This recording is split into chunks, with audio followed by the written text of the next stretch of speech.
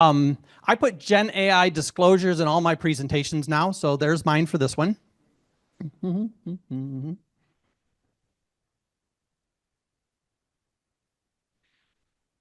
There you go. So there'll be a few slides where I have some scarily accurate looking photos, or look at like images. But aside from that one, this one I did completely on my own. I'm working on an AI book right now with a friend of mine, Lou Ludig.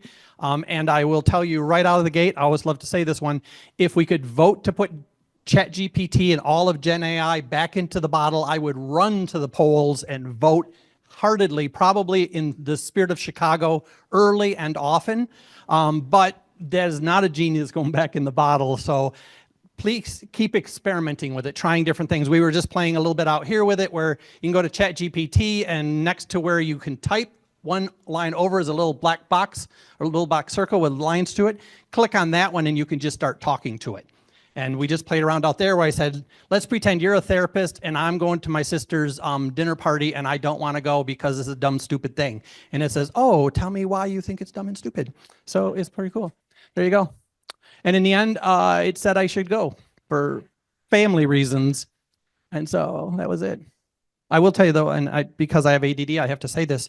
I asked it to tell me a little bit about Oakland's teaching conference and the keynote speaker, and it came on and said, oh, and it explained what this conference was, where it was, the themes, and what generally is good stuff about Oakland. And the speaker was Todd Zakrajsek. And then I said, ChatGPT, dude, you know that I have, and you and I talk all the time.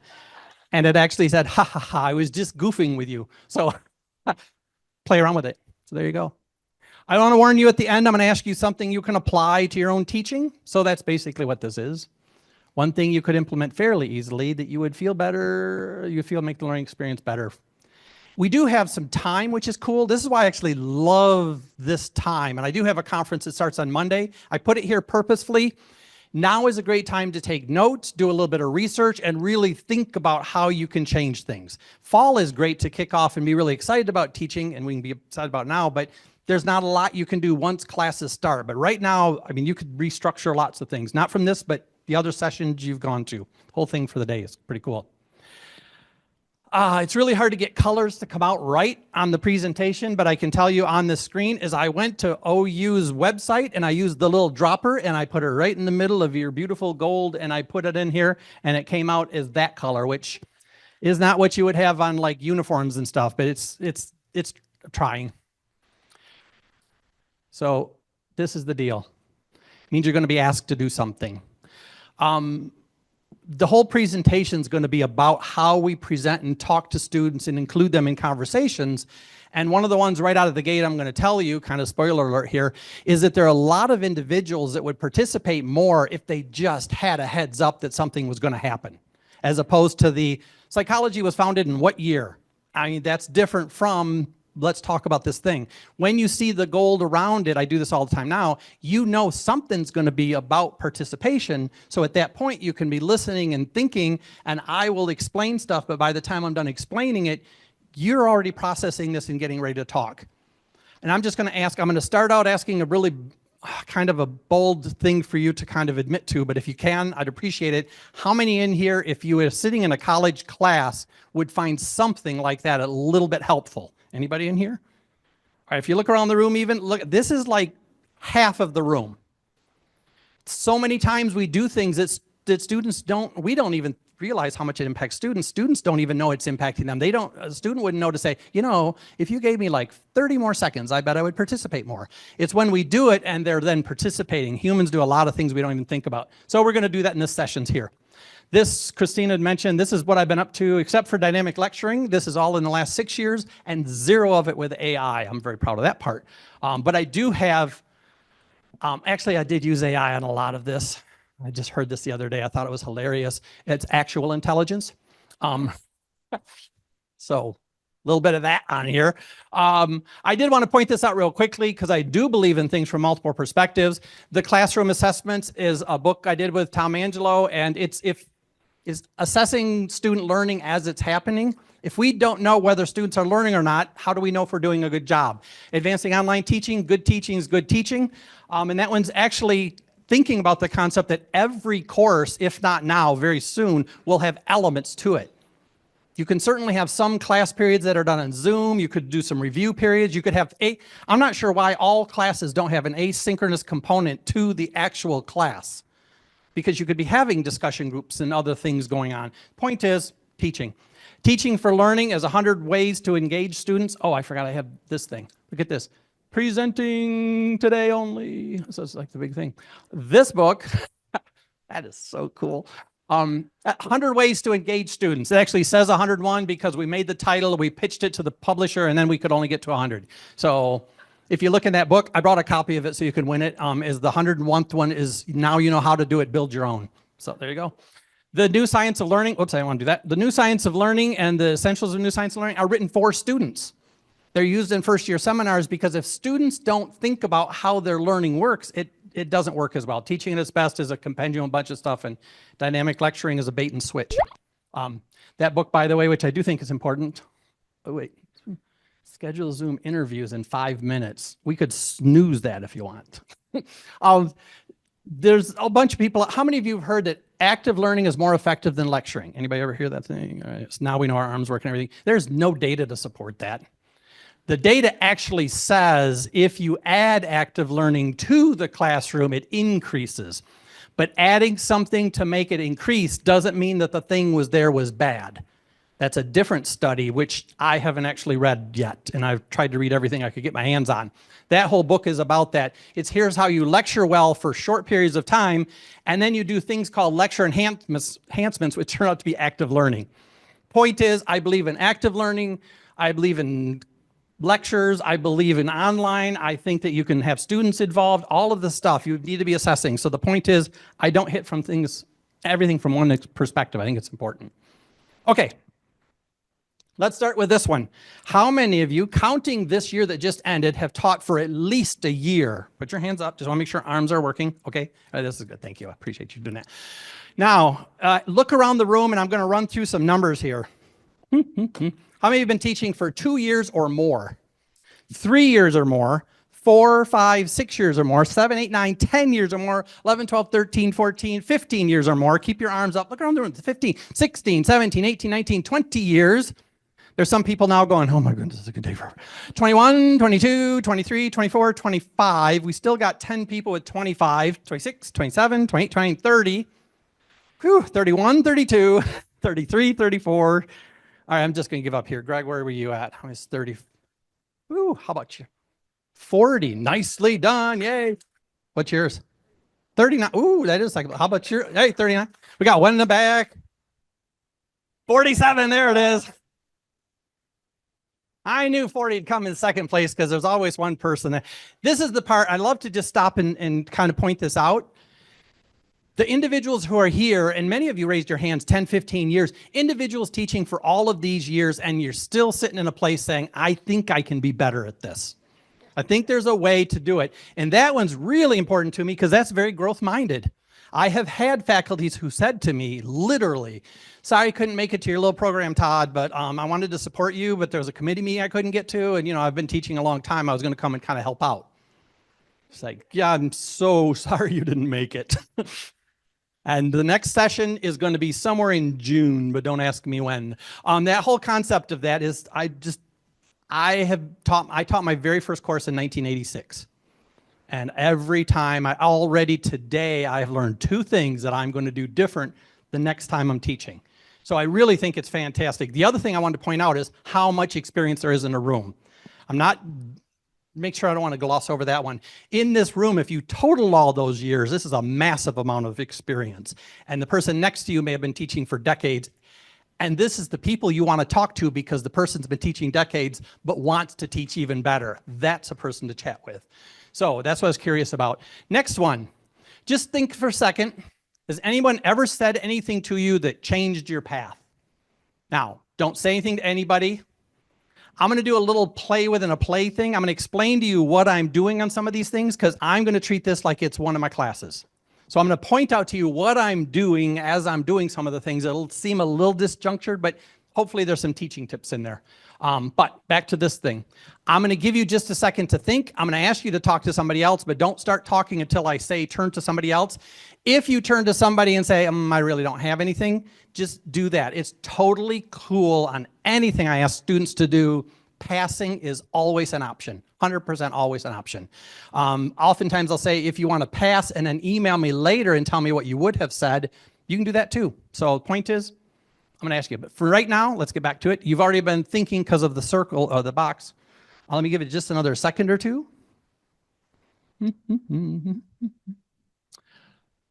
you're a Zoom person, just kind of think about this. And if there's somebody else in the room, just say, hey, I got to tell you something because we have an activity. But otherwise, you can be thinking about it too. All right. Now let's just I'm just going to take like a minute. It's going to be fairly quick. Just turn to one person. Here's the deal.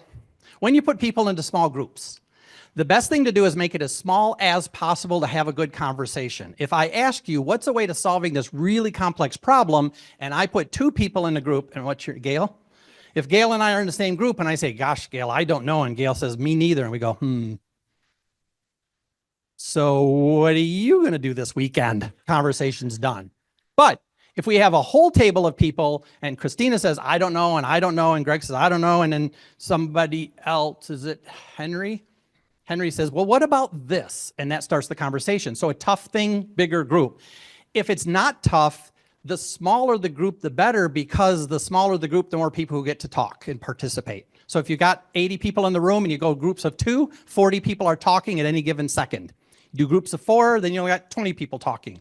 Groups of 80 and you only got 1 person talking, which would be me saying, what do you think? So we could go anywhere from 2 to 80, but we're going to go with 2 right now. I've belabored this point. Let's just take a minute, turn to a neighbor. If you're comfortable, just what did somebody say that, and it's hopefully just something in passing, just something in passing somebody said. All right, take a minute, chat with somebody for a second. That should be good. That should be about right. Let's stop it there. That'd be good. All right, that's great. Now we'll stop there. This is a perfect place to stop. We're just gonna stop right there, and the stories will end right about there. That'll be a perfect place. We'll just stop there anytime. This is kind of fun. Watch this. All right, we're gonna stop. Everybody back together. All right, ready? So the next thing we're gonna do is to fun. Isn't that cool? So the people were looking over here. I just put my hand up like this, and I went like this as I started just saying that. And then when I hit the last one, it was the last person talking when I went to 0. We really do run classrooms. Our job is, when somebody says to me, it's not my class, it's their class. No, it's not. You can learn a lot from students. You can have students do all kinds of the learning, teaching, and everything else, but it is your class, because if there's an emergency in that room, you're responsible for that room during an emergency. And quite frankly, I had a long conversation with somebody who said, no, it's theirs. They make every decision. I said, everyone? Yes, every decision. I said, no, they don't. And after a couple of minutes, he finally understood what I was getting at is they didn't make the decision that they could make all the other decisions. You still set that up. And so the point is I want to do that. And as you work at it, what I'm going to say on this one, listen to the group. If you do small group, there's all these things that I never did when I was an early career teacher. That activity right there, I put the timer on for a minute, but I kept listening. Most times in pair shares, if it's a good thing, you'll hear it take off real quickly. And as it takes off, and you did that and start talking, and if you listen carefully, there'll be a little bit of a dip. And the little bit of a dip is where some of the people have finished, and then the volume comes down just a little bit, and then it will start to go back up again. And that's because we stopped talking, and it's like, so what kind of car are you driving? And then we take off there. We want to catch them in this little bit of a dip thing is what I'm after. If you ask a question or say, let's pair up and do this, and as they pair up, people go, and if it's kind of quiet, what's a possibility? What's happening there if they've paired up and you get like no sounds or very little sounds, and it goes up gradually? Yes. Yep. Number one is they don't understand the question, potentially. We could do a couple of these. What else? Yeah. Oh, yeah. Especially if we say, pair up and talk about this. Maybe they just need time. There's a good one. We could do like a couple more even. Yes. Good one. Time to reflect. And by the way, anybody in Zoom, if you type it in, you're watching the chat part, right? You just say, hey, I got a live one here, and we can do that. So you should be participating. So stop doing the email. Just kind of come back. Just, I'm kidding. Only because that's what I do. All right, let's try it. Yes. That's good. Yeah, if I don't know who I'm talking to, then I'm hesitant to talk to them, especially if you ask something like this. I have a daughter. I'm going to tell you, I learned a lot from, I got 3 kids and I've learned so much from them. One of them said, Dad, I cannot believe that teachers will actually ask me on the first day of class to get to know my neighbor and exchange contact information in case we have to, like, if someone misses class. I said, I see nothing wrong with that. She says, oh, good, because I'm going to go to the bar tonight, just pick someone at random and exchange information. I raised very, very intelligent kids. And I said, why would you say that? Because she said, I don't know if the person next to me is a stalker or not in the bar or the classroom. So I need to get to know the person before I'm going to do that thing. If I ask you what's something that changed your academic path, you know each other. But if we were strangers at an interdisciplinary conference, I'd do this session, this question maybe toward the end. So the point is that could very well be it. I just need a second. All right, I'll move on, but you missed the other obvious one too, is that they just don't care. You've got, sometimes you ask a question, it's like, oh, not another one of these. And you know, I gotta be fair. There are sometimes I'll ask students to do things and they just don't want to do them. So that'll happen too. All right, before we pass on for this one, and I want to do the little teaching things, but I gotta keep rolling or else I'm gonna get hung up here because I do that.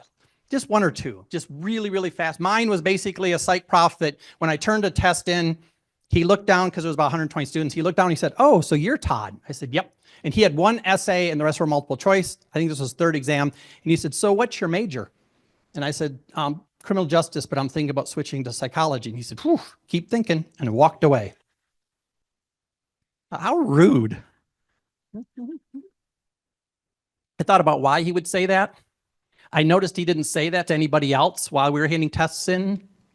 And the next semester, I became a double major of criminal justice and psychology. And as Christina pointed out, I have a PhD in psychology. That sentence changed my path. So, and I bet you anything that within 2 days, he may not have even remembered saying it. But I'm telling you about something that happened in 1980. So it's meant something. All right, I'm going to move on from there. Sorry, you got so many good ones in the room. I know you do. But you chatted with each other. That's the most important thing, is to think about it. Here's what I really wanted for this exercise. More than anything is to think for a moment about that thing that really did change your path, because we don't often think about it, but also to keep in mind that it could be a sentence that you throw away and don't remember that you say that changes somebody else's path. Every day, we have the opportunity to say something that will make life worse for somebody or better for somebody. It is an amazing responsibility we have. I have lately been on this little rampage of every day I try to find at least one person to just compliment them on what they're doing. It could be out to dinner. It's like, you know, I want to just let you know, there's a lot of servers in the world. You were doing a phenomenal job. It could be anybody, just somebody once a day. And I have never had anybody say, mind your own business. They're just amazing how much they like that. So, okay, this is important. So think about what we're saying as we're doing this stuff too. Whoa, that was the wrong button. All the way around.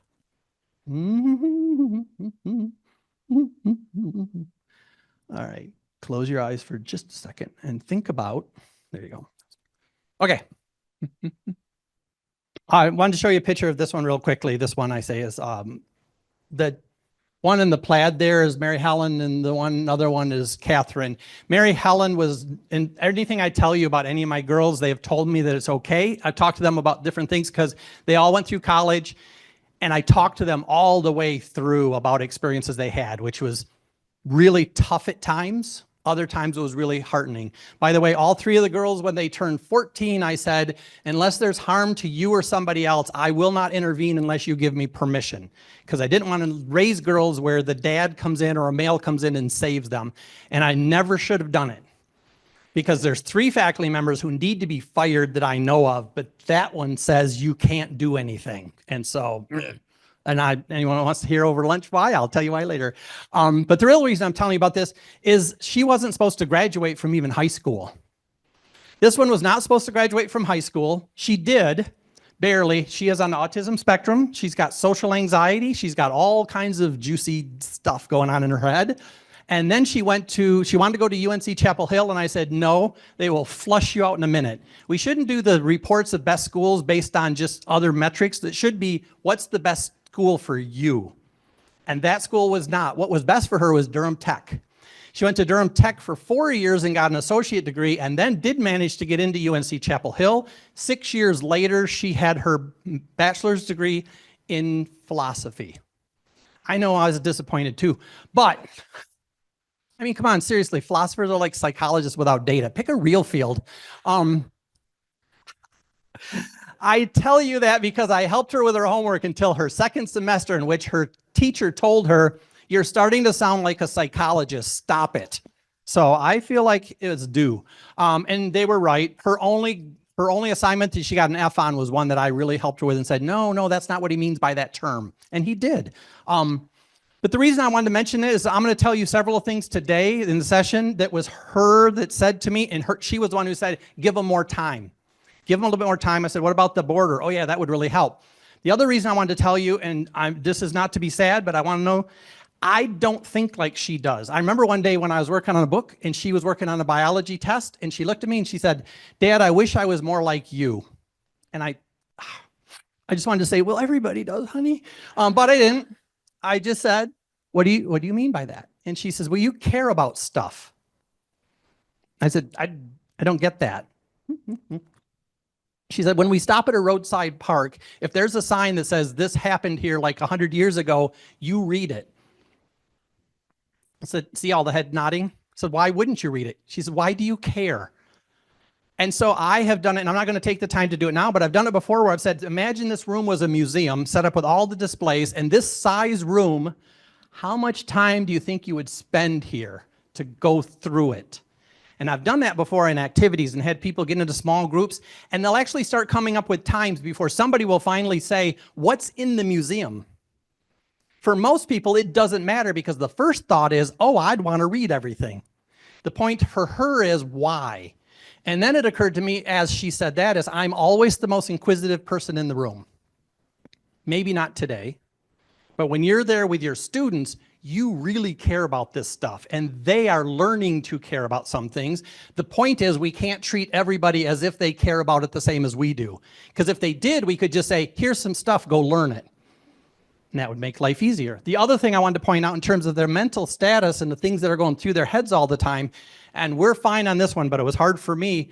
UNC Chapel Hill lets you go 6 years and then they time you out. And it's an ethical thing. After a while, it's like, we shouldn't keep taking your money. It's time for you to finish and go. She could not take 5 classes, 3 credit hours each. She couldn't do 15 credit hours. She couldn't do 12 credit hours. She could do 9. Problem is, as soon as you take 9 credit hours, you're a part-time student.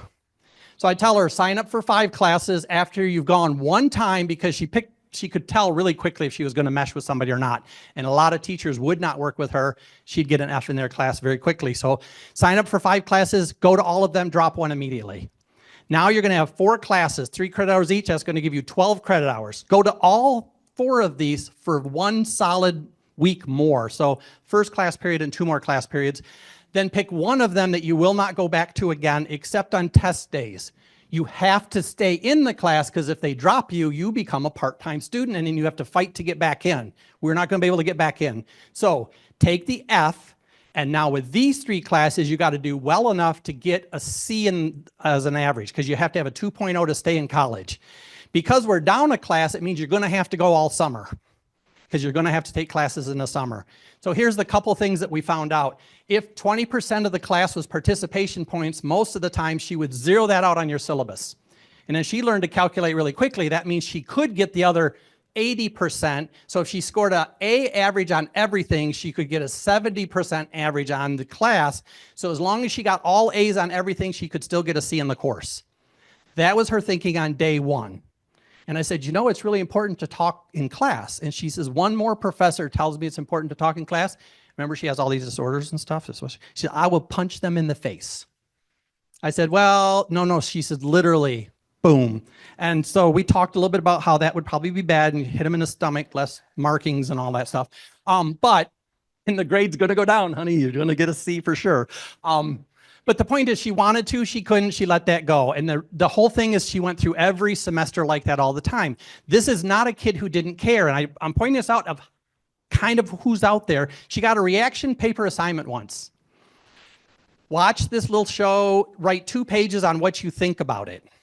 I know that was a quick assignment, and all of you right now, if I ask, we're thinking, what, hour, after you watched it, hour, maybe 2 hours? She spent 4 hours, she lived by herself in an apartment, but she came over to our house and studied all the time. 4 hours on Friday night to do this paper. I'm not sure that sentence sounds right. I don't think this works right. I don't like how that transition goes. And I said, he doesn't care. Just what do you think of it? Okay, let me think. Came back Saturday at 8 o'clock in the morning and worked 8 more hours on it. Then came back Sunday and worked 8 more hours on it. 20 hours she worked on that 2-page reflection paper. And then on Monday morning, tossed it in the recycling bin because it wasn't good enough. And the teacher, of course, we would all do it, right? We mark it as a 0, and we think to ourselves, you know, you got to do the assignments. Do at least some of the work. The assumption from me would be the student didn't do the work. They didn't care. They didn't want to do it, whatever. I think we forget sometimes how much they work to just get through, and we don't see that side. The other part I'll tell you, which is, it's all good. She got down to the last summer session, timed out after first summer session. That's the end of her 6 years. And she needed 3 credit hours in anything. And I said, what are you going to take? Let's take 3 classes. You know, she says, no, there's a Christopher Nolan film class that I really like the looks of. I'm going to take that. And I said, okay, and? She said, no, I'm just going to take that one. I said, what if it's a teacher you don't connect with? What if it's 50% participation points? What if? And she just said, then I'll just get an F. I said, but you need those 3 credit hours. You're going to time out. She said, I don't get a degree. Now, real quickly, what I want to tell you is I couldn't even conceive what that meant. How do you work for 4 years to get an associate degree, another 10 years of college, and you just don't get it? And she said, you don't understand. In my life and the way my head works, if I want things, it's really devastating when I don't get it. It's hard for me to recover from that. So what I have to do is not want it. And then if I get it, it's like a bonus. If I get this degree, it's going to be great. If I don't, it'll just be another thing.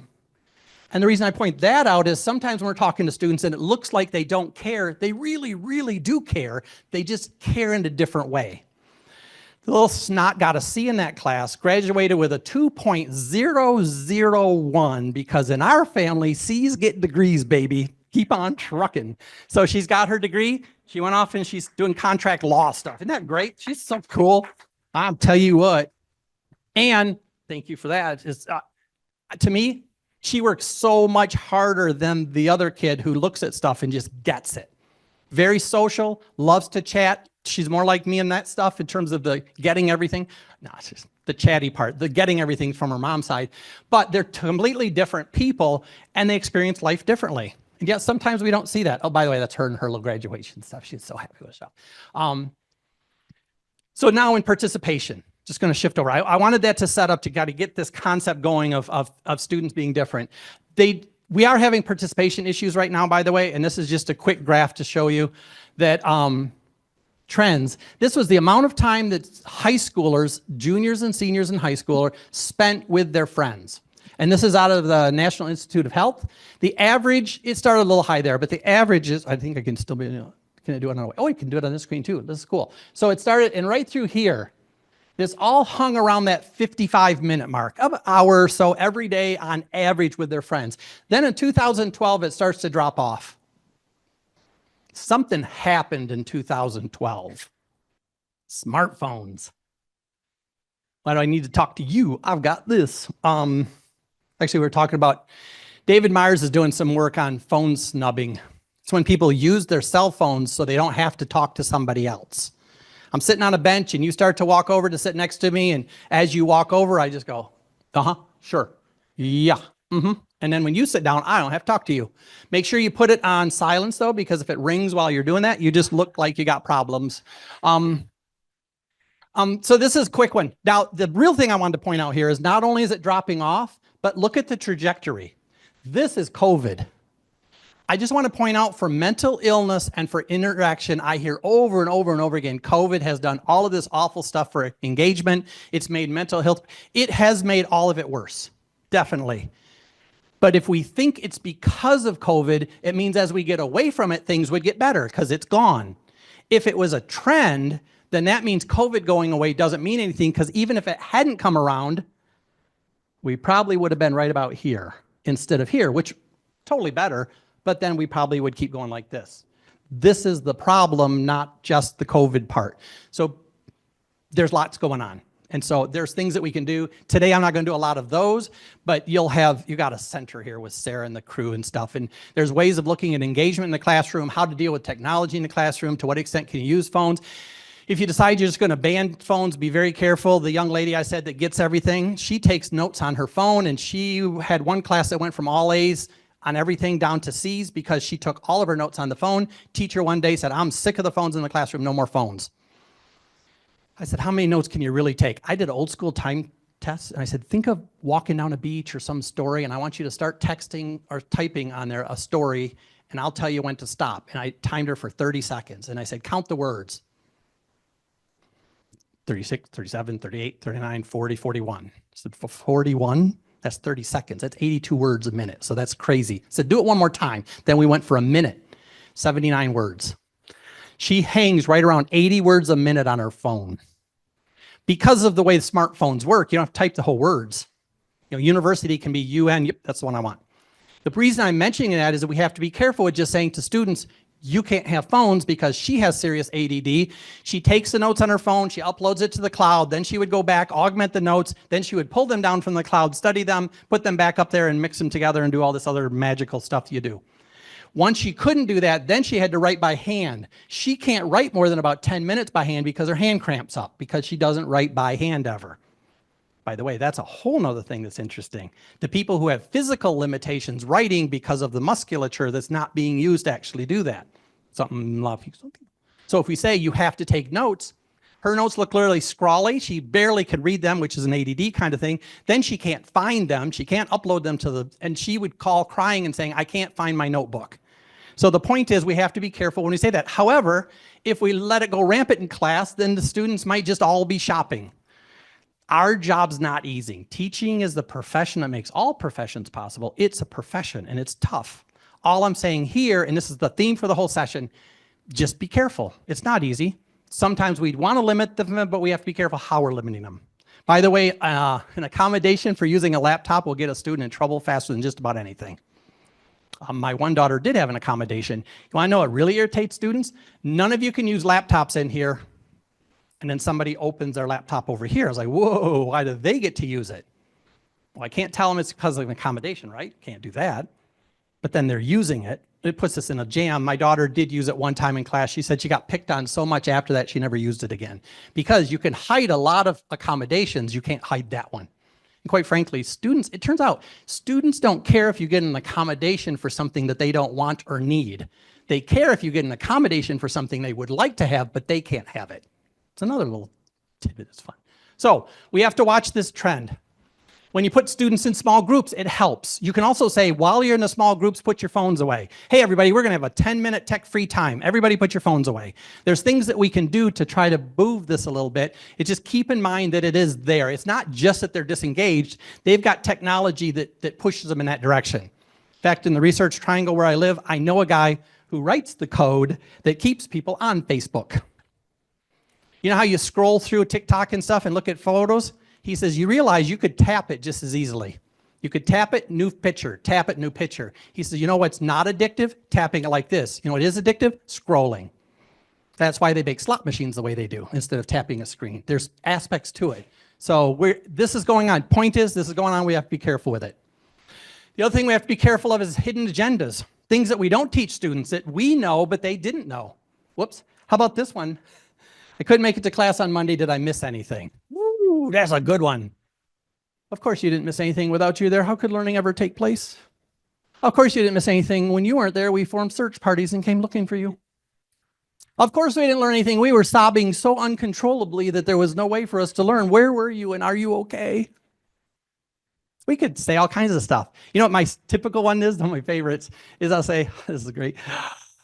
Hey, when you say that, it makes it sound like you're questioning whether or not we did anything of value. Is that what you were going for?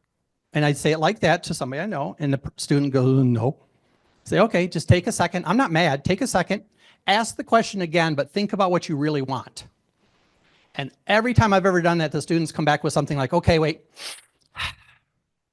I'm sorry I was not in class on Monday. Is there anything that I should know or do to be prepared for class on Wednesday so I don't fall behind? That's a good question. Point here is, if students ask you something that irritates you or you find offensive or you think it's worded poorly, teach them how to say it better. For me, I knew what they were going for and I didn't get mad at the student, but I know some faculty would. I will say, those of you, how many people are here old enough to remember answering machines? The real old, okay, look at all the rooms. Hey, how many of you ever talked on a party line? Look at the proud people. Look, there's all the old people. By the way, the party line isn't what you think it is. It's a phone. Not only one house had one phone with a cord on it, and the longest cord was in which room? Look at there, kitchen. Some things are pretty numbers. You also shared the phone with other homes, and you had your own ring. My grandpa's was 2 short rings. Ring, ring, ring, ring. That was him. If it was ring, ring, ring, ring, that was Eunice. So you had that going on there. So the party line thing. The point is, people would leave you messages, but you didn't have caller ID and all that. So you didn't know who called you. So I got a message one time. It was, hey, Dr. Z, missed the exam on Monday. Give me a call. We'll schedule a makeup. Click. I played it for my colleague next door and I said, can you believe the nerve? And he says, no. And I said, yeah, she did not leave a name or a number. He said, what about the message? I said, I'll fix that later. As soon as I figured out who she was. Never did figure out who she was. She probably talked to somebody and said, you left what message? So there's a whole book on this. Did I miss anything? But that's not what we want to do. We want to help teach them. Yes, it's funny to say it was in the syllabus. It's still in the syllabus. It's always in the syllabus. If a student keeps asking you about something that's in the syllabus, then that student needs to just read the stupid syllabus. If you've got a class with 30 students and half of those students are asking you if it's in the syllabus, it ain't the students anymore. It's you. I've actually worked with faculty who says, you know, the students are always saying stuff that's in the syllabus. I said, how do you know that they know the syllabus? How do you teach them that? I give it to them. I tell them about it on the first day of class. We hand it out. I said, then you go over it, right? No, they can read. You talk about how important it is, right? Well, no, they get it. That's part of a hidden curriculum. I don't know how important it is unless you talk about it. Teaching in higher ed for Marianne Winklemas has done the stuff. I'm sorry, transparency. Marianne has done some great stuff on transparency and learning and teaching. Great stuff about just being transparent and talking to students. And the most important thing here is the responses here are not equal. Students from underrepresented groups have much more trouble with this hidden curriculum of what's expected than others. And so because of that, it's inequity there. So we want to be careful who's doing this. And so, I already did that one. So what's happening here basically overall is we can signpost. We can say to students, here's something to learn. Here's something you should know. Back to my daughter on the spectrum. This is a very quick one. She came home one time. Think about this for a second. You're the parent here. I can be the kid in school. We're talking Monday evening on a Monday, Wednesday class, and you know there's a big exam on Wednesday. And I come in, I say, you cannot believe what happened in class today. This was so irritating. What happened? A teacher was going over and talking about what's going to be on the test, and we're reviewing. And then like halfway through, he says, hey, here's something you're going to need to know soon. And then he spends 15 minutes telling us about something that we're going to need to know soon. And then he finally gets back to reviewing for the test, and we're almost out of time. I said, you know that chunk's going to be on the test, right? And she said, no, he said sometime soon. You want to know what a characteristic is of somebody who's on the autism spectrum? Things are literal. She took it literally and then flunked the test because the thing that was most important, enough to take about a third of the whole review session, she was ignoring because she was thinking we should be on task now. If the teacher had said, hey, this will be on the test, but what the teacher did was assume students know that if you say you're going to need to know this soon or hey, this is important, you would know better. We just have to be careful with that. That's all that is. Signs are varying levels of helpfulness. You know, if it says this road may or may not be closed on or about May 22nd for about 3 weeks, not so good. This is an actual sign. It got stretched. This is from a road about 20 miles from here. I was driving down the road with my wife and I said, this road is really in bad shape. And then it got worse and worse and worse. And like wagon trails would have taken another route. And I said, they have to do something. And then a sign comes up that says deteriorating road. This is Michigan. This is a notice that we know how bad it is and we're not going to do anything about it for a while. But we want you to know that we know. That's on every corner. When we think of our students, if we give them vague stuff, it doesn't help. If we just say, yeah, you know what, we're going to give up on this, that's not helpful. There's sometimes too much information. And then sometimes we sound too eggheadish. This is from Europe. I love this one. No person shall on a Friday, Saturday, or Sunday, the day preceding a public holiday or on a public holiday, drive or cause to be driven between the hours of 6 p.m. and midnight a motor vehicle which exceeds 10.5 meters in length on all main roads. Oh my word. Don't drive big cars through here. I don't know, but we do this sometimes. When Saul Khan came up with the Khan Academy, he did it for his cousin, the first one, to teach her. He was leaving town. She needed to know something. He made a little video. Then he made a couple more videos. Then he said he was at a reunion. His cousin came up and said, hey, my friend and I are having trouble with this one thing. And he said, well, I could explain it to you. She said, no, make a video. And he says, well, I could explain it to you. She said, no, we prefer the video. And he said, because, she said, videos have the same tone after you've watched them 5 times. They don't change their tone. And when you've had enough, you can stop a video. Faculty members, not so easy. You know, you also should know this. So signposting, we can help them by just signposting. So I'm going to ask real quickly. Yeah, even is here. What is one assumption with respect to class participation? So now what I'm going to do, something that you think most faculty members would say to themselves, students should know this. It's really obvious. They would know this one. And on this particular one, I'll have you talk to your whole table, but I'm going to do it quickly. We're going to do a 90-second quick chat with your table. Just what are kinds of things that if you're teaching, you would say, obviously they know this. And we'll see how it goes. Okay. All right. Whoa, that was it. It was loud. Let's see what kinds of stuff you got. All right, hidden curriculum stuff. And the reason the whole hidden curriculum stuff came around is I got a job in a medical school, and in medical school, hidden curriculum is a big deal. Don't really hear it so much outside of health professions, but it's a really neat concept. And usually in health professions, they talk about it in terms of professionalism. 20 years ago, they didn't actually teach professionalism. They just expected you to learn to be a professional. Say, how would you do that? You just learn it. So that concept. And then all of a sudden now they're really talking about it. So I thought, this is kind of cool. So what kinds of things do we have? We'll just pick off like 4 or 5. What are some things that we might not know? Yes. Excellent. So knowing how to ask questions and knowing how to nurse yourself. I'll go with knowing how to ask questions. Actually, the one book I wrote, The New Science of Learning, the one for students, has a section in on how to email your professor. Because I thought it'd be nice. You have to address it this way. Be careful what your salutation is. Look at your like username and stuff, or use your university account whenever possible. So all of those things. But in this next edition, I was going to take it out, and I had it out for some students and faculty, and most of the students said, don't take that section out. So it's something I never really thought much about till. So, all right, so that was a really good on how to ask questions. Let's just do a couple more. Yes, that's good. You know, that's a really interesting point though, because the prereq basically says you have to have had the course. I used to teach statistics and research methods. Statistics was a prereq for research methods. Students sometimes come into that class. In fact, my neighbor came over and saw me one time, my academic neighbor, and said, do you teach t-tests at all in your class? I said, well, yeah, why? In my class, I just asked about t-tests, and the student didn't know anything about t-tests, but I checked their record and they had your class. That concept, what I like to point out, it's conceptually, yes, you have to have the class, but you also need to have knowledge of the class. And so we did that. By the way, this was back in the late 90s when active learning was just getting rolling. And he said, did you teach this? And I said, yeah, we spent like 3 weeks on all of the t-tests. He said, how'd you do that? And I said, well, I put them into small groups. I gave them like problems, and then they solved the problems, interpreted them. We talked about them. And he said, oh, so you never actually taught them. Boom. I said, no, probably not. I should have lectured so they would forget it. All right, just like 1 or 2, we'll just do another one. One or two more. Anybody? Yes, Sean. Ooh, how to address your professor. Some people would say that. Yes. So introduce yourself before the conversation. That's a fantastic idea. Well, this is fun. We just do like one or two more here. Score. Yes. Oh, that's a really good one. What participation means, because some people say ditto, and that's not going to get you points. I like that. Or interrupting somebody to take their ideas.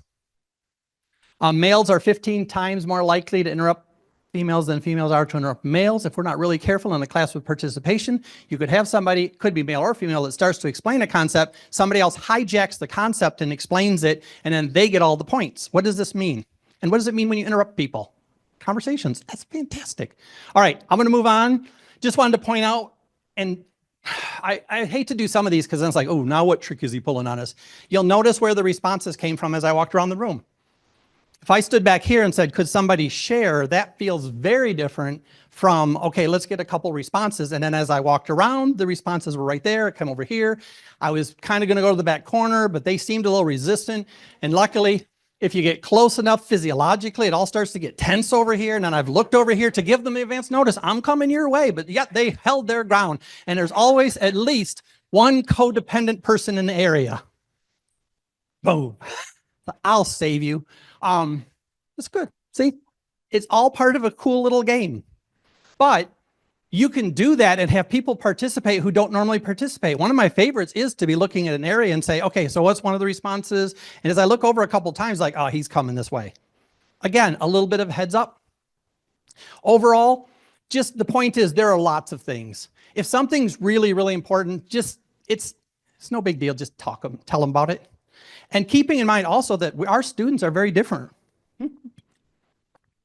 I have one joke I use all the time. If we're having an activity, I have a hard time getting your attention back. I could do something really quick like flashing lights. I could use a unique sound like a train whistle or a cowbell, because sometimes all class needs is boom. I know something really funny. Watch this. I mean, here I have no idea what that means. More cowbell. Brave people, put your hands in the air, brave people. All right, this is really important. A third of the group. Third of the group doesn't know the reference, but I think everybody knows the reference so much that I made the statement. Then so many people said more cowbell. I think, aha, you get it. Now, if I said on the first exam, next exam, I'm going to ask a first question that's really easy to get you off on the right foot. So I say, which in class I talked about stopping the conversation with which of the sounds? A boat horn, a foghorn, a train whistle, or a cowbell? And somebody, well, I shouldn't have put train whistle in there too, but somebody says, I don't know.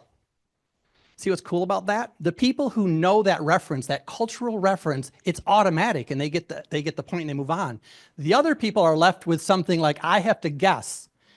And because I had to guess at that little anecdote that you said, the next class period, when you do something like this or tell a story like me about my daughter, and somebody says, excuse me, is this going to be on the test?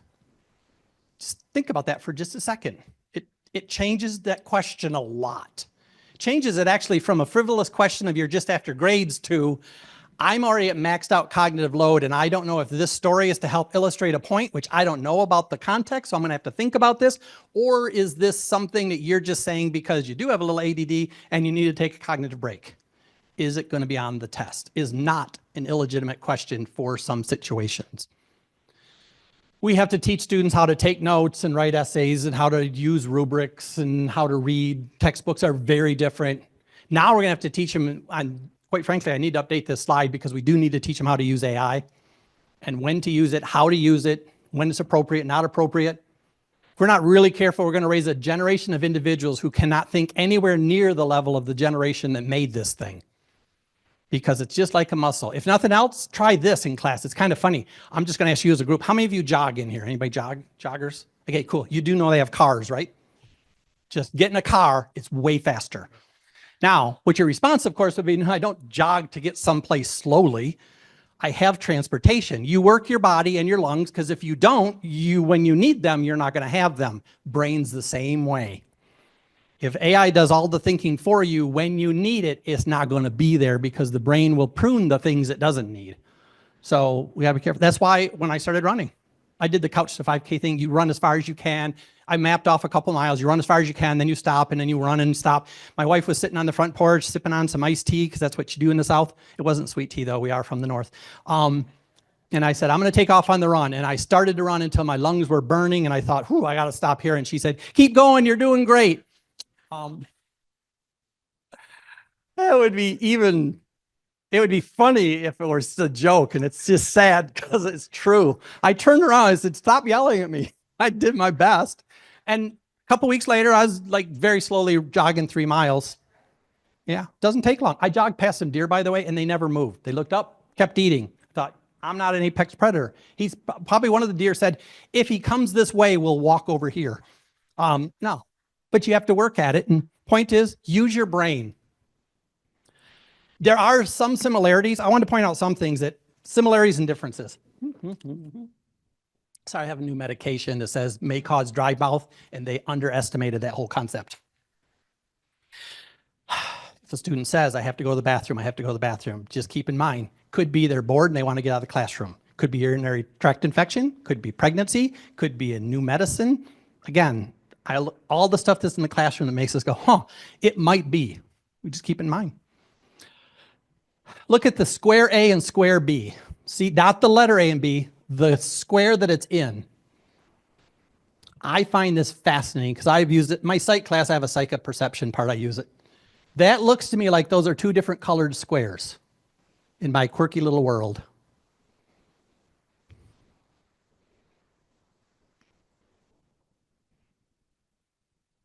Isn't that crazy?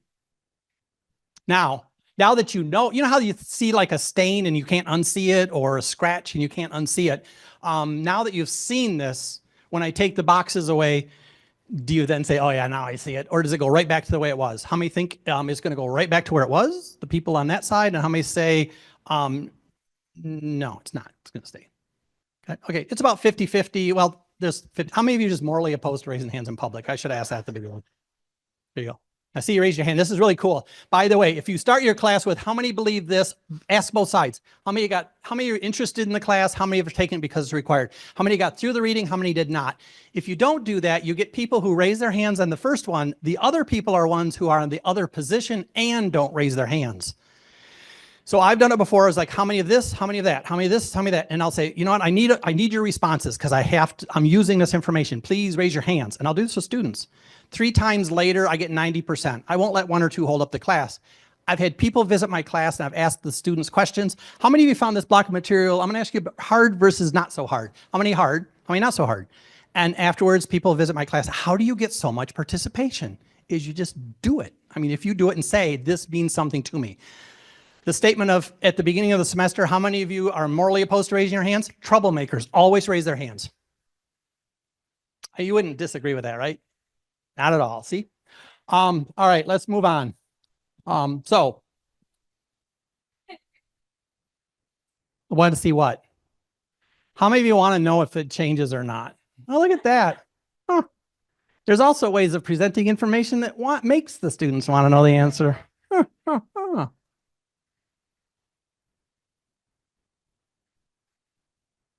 Yeah, because it's overpowering illusion that you've got. Because of the light coming in this direction, your brain perceives this is a cylinder and the light's hitting it from here, which means this is in the shadow. Because it's in the shadow, when you see things in the shadow, they look darker than they really are. So your brain lightens it because of that. This is outside of the shadow, and so that changes. All of these things are just perceptual illusions, contrast next to each other. It's overpowering because it's happened for years and years and years.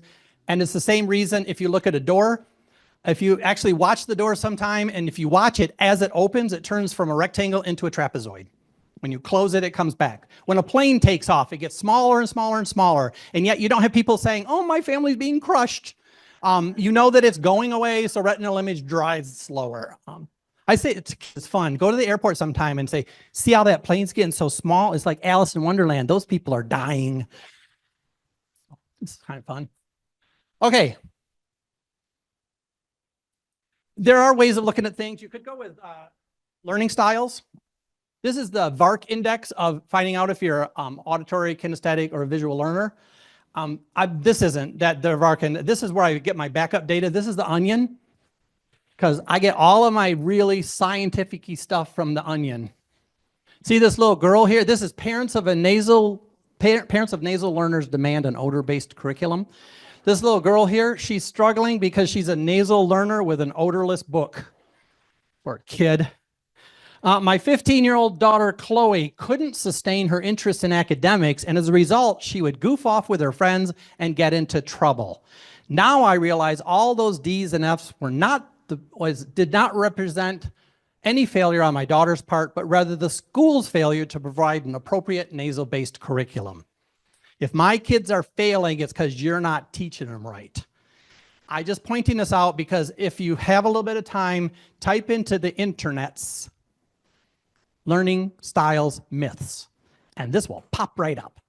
This has been disproven. This is not how people learn. They don't learn by being visual learners, auditory learners, kinesthetic learners. We learn using all of our senses. Best way you can ever teach a student is to teach them in the modality that you're going to ask for information to be pulled out. If you want them to be able to process things and explain it, you know what? Go with go with auditory. That'll help you a lot. If you're looking at prints and you want to be able to tell a Monet from a Manet, then probably visual is a good way to go. If you're learning to play a clarinet, probably hand them a clarinet. Imagine if I teach you to your learning style. That's what you should do. I want you all to learn how to play a clarinet. I'm going to use an extreme example, but it would track right back to anything. You are visual learners based on a 16-item test that you score yourself. You're a visual learner, so I'm going to show you a bunch of pictures about clarinets, embouchures, fingerings, all of that stuff. You're the auditory people, so I'm going to explain to you how to learn to play a clarinet. Kinesthetic people, I'll give you some clarinets. Now, the cool part is each one of you are being taught in the style that you learn best. And then we have the exam, play this clarinet. This group tends to do the best. Not because they're kinesthetic learners, but they learned in a modality in which they needed to pull the information back out. So just be careful with that. Because I mess around with everything, I did tell all three of my girls as they were going through school, usually around 9th grade, anytime your teacher says learning style for my visual learners, put a little check mark in your notebook. And my favorite was Mary Helen's at the end of her semester. She had like 72 checks for visual and 1 check for kinesthetic and nothing else. Over and over again, teachers would say, for my visual learners, it's something. And I will tell you, me and a lot of my faculty developee friends were teaching to a given learning style 30 years ago, because that's what we thought the research was doing. I remember actually mixing things up because I was thinking, if you really are a kinesthetic learner, you need to learn in other modalities so that you can survive in the world with multiple modalities. So I accidentally was teaching the right way, but we didn't know until the research came out, at which time we changed. You know what? Research can come out, then we change. You know how we do it here? We put X marks on them. Now, there's studies out there that basically say, I didn't put it up here, Pashler, McDaniel, Rohr, and Bork, I think it is 2014, had an article out about learning styles. And the idea from the learning styles is that's not how people learn, and you do not gain by teaching to what is perceived to be a given learning style. That article, though, does not say there are not learning styles. A lot of people around will say, no, there's no such thing as learning styles. Yeah, actually there is, just not like that. It's not quite as scientific, but I went with puppies.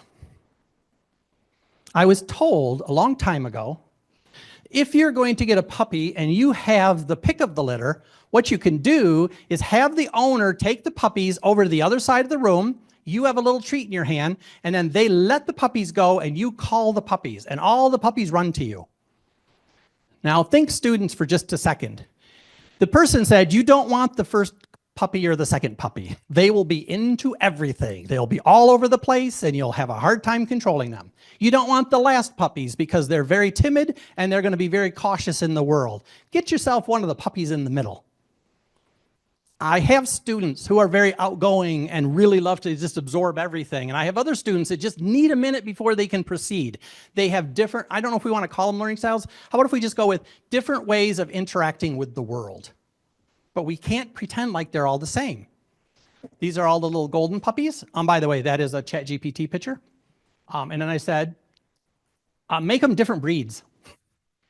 So even if they're different breeds of puppies, you still have differences in how they do it. And I said, oh, make them into dogs. There we go. Now we have dogs that are different in the way they interact with the world. Oh, they do have breed part too. Whew. We had a border collie one time, and daughter was just barely big enough to walk, and she was waddling along, and we lived about from here to there to the road. She got like 5 feet, and that dog jumped over. It was a little Sheltie, jumped off and bumped her on the leg, and she was kind of toddling, and she bumped and bumped and bumped and bumped, and then she was walking like this, and he went back and laid down. She got too far from the herd. There are built-in things that we all have that are environmental, that are inherited, and then we also have the environmental factors, but we are not all the same, and we don't approach the same. Some people are not dog people, they're cat people, so I put up cats for you. Isn't that nice? And then some people don't like cats, so I put up kittens. Because how could you not love a little kitten? So there you go. Point is, we have individuals that we do the same thing. When students sit in the classroom, interesting, when we talk about diversity, we often talk about perceptual things, what we can see, kind of like the visual illusion there. If I see a person with a different color of skin, I know that person's different from a person with a different color of skin. A light skin versus a dark skin, ooh, look, we got different people. Yes, that totally is really important differences. There are lots of other differences. You could look at 4 people who are all Caucasian individuals in New Hampshire taking a seminar, and they have differences. You could have 4 black individuals who are in that same seminar or in the next seminar over in that same class, and they're the same. The only reason I mentioned New Hampshire is I had a friend who taught diversity things, and she said, oh my gosh, they invited me to come to New Hampshire. There is no diversity there. I said, there's diversity everywhere. And then I told ChatGPT is why don't make those people so angry. There, see, they're just so much happier. By the way, it's pretty scary how accurate. Here's the way I use ChatGPT, by the way, for now, is I would have spent, Unsplash is a place where you can get free things. I would have spent a long time looking for the photo I wanted. And now I can go in and say to ChatGPT, I'm interested in having a group of students sitting in a classroom, kind of a traditional classroom, and they're college students. Could you please create a prompt for me so that I can use that prompt to get the picture that I want? And then I get the prompt, and then I say, okay, then I use that, and then I say, nope, that's not what I'm after. Keeping in mind fully, I am not ignoring the concept here, is that there are all kinds of environmental issues to go along with ChatGPT. There was when I got on the plane too. I take into consideration what the impact is and do the best I can to be environmentally minded. But the point is there's trade-offs. I don't want you to think I didn't think that. And so, boy, paying attention to all these differences. It's hard. Man, it's hard. Just teaching is hard. So just got a couple of minutes here to wrap up. By the way, this one I said, put a tired-looking faculty member who's a little frustrated in front of a dry erase board and put a lot of stuff on the board. And it put a lot of, it's just nonsense. I said, that's nonsensy stuff. Could you go with math? Everybody hates math. And so that's what they came up with. Students are just so here's my kind of wrap real quickly here is students are very different. We used this for years to talk about why we shouldn't be lecturing. Because 1,000 years later, look at what we're doing here. Used to be you'd have a person in front with a book and everybody taking notes and stuff. Oh, look at us 1,000 years later, how much we've progressed. We have always had the eager people sitting up front. We have the side talkers. We have the dudes sleeping. We have somebody texting on time traveling. Oh yeah, you got 2 sleepers and you got your TAs. Everything kind of stays the same. Because of this, we used to say we have to stop lecturing because look, we have these sleepers and side talkers, and I never for years listening to people several people use this, ever say, and we've got people like this.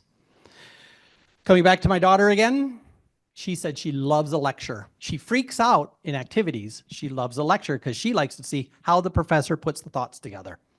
Some students learn better that way. And by the way, people who are extremely introverted, you put them into small groups, they're exhausted the rest of the day. So we just have to keep in mind the energy part of it.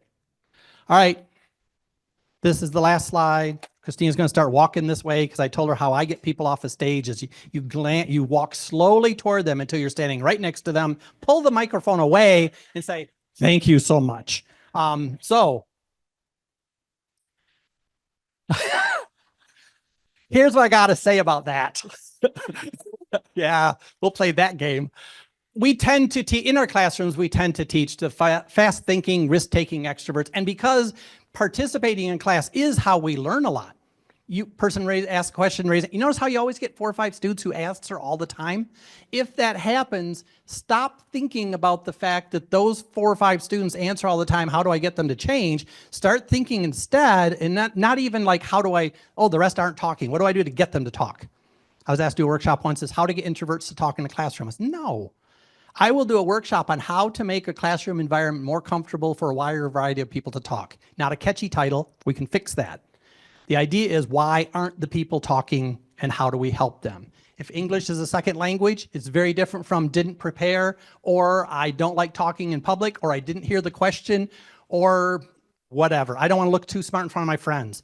I need to know why they're not participating so that I can know how to help them be more comfortable in it. And this is what I will finish because it's a teaching tip I loved. One faculty member says, every class period reminds the students, in today's class, this is the end of class, in today's class, if there was something you would have said but didn't feel comfortable or had the opportunity to say, email it to me. You will get 100% participation today, provided you were actually paying attention. Because talkers need listeners, but not all listeners can get in over the talkers.